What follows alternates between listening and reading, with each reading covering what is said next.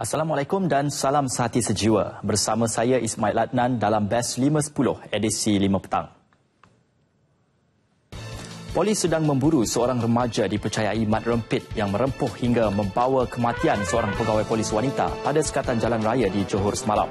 Timbalan Ketua Polis Negara Datuk Seri Nur Rashid Ibrahim berkata pihaknya sedang mengadakan pelbagai operasi dan sekatan jalan untuk memburu suspek berkenaan yang menyebabkan kematian Inspektor Margaret Tegem Anak Gun, 32 tahun dari cawangan trafik Ibu Pejabat Polis Daerah IPD Kluang. Polis akan menjalankan pelbagai usaha untuk menahan suspek yang mungkin boleh membahayakan nyawa orang lain sekiranya dibiarkan.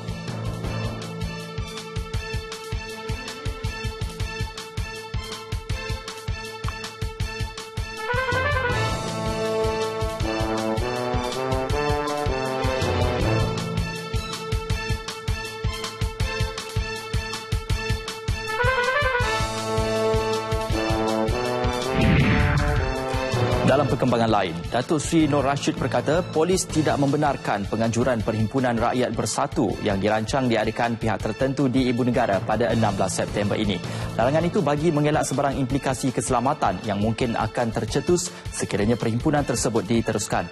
Beliau berkata pihak penganjur bagaimanapun berhak memohon permit perhimpunan itu dan mendapatkan keizinan daripada pemilik di kawasan yang ingin dianjurkan program tersebut.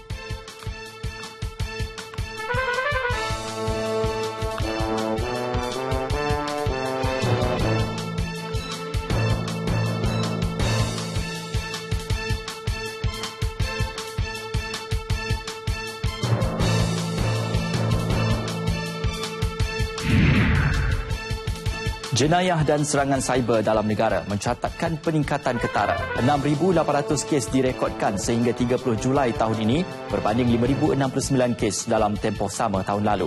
3 kategori ancaman utama dialami pelbagai sektor yang diserang penjenayah cyber adalah penipuan cyber, pencerobohan dan pembulian cyber. Bagi menangani, syarikat dan masyarakat sendiri disaran memperkukuh keselamatan cyber masing-masing. Lebih penting, kesedaran individu untuk melindungi data penting.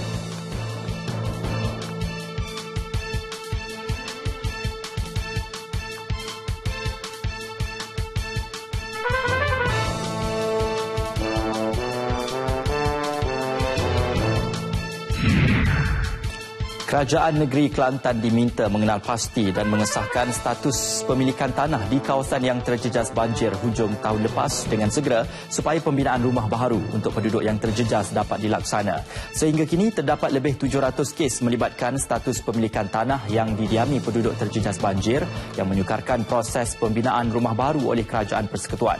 Kementerian Kerja Raya menyasarkan dapat menyelesaikannya menjelang akhir tahun ini.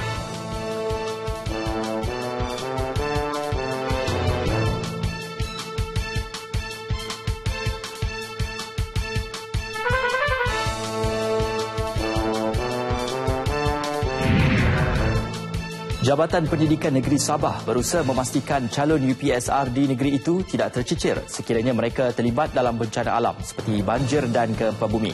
Sekiranya terdapat calon yang terlibat dalam bencana alam, guru besar serta petugas yang bertanggungjawab perlu bertindak segera menghubungi serta membawa pelajar berkenaan ke pusat peperiksaan. 4,358 petugas peperiksaan termasuk penyelia kawasan telah diarahkan bersiap siaga bagi memastikan semua langkah persediaan dapat digerakkan.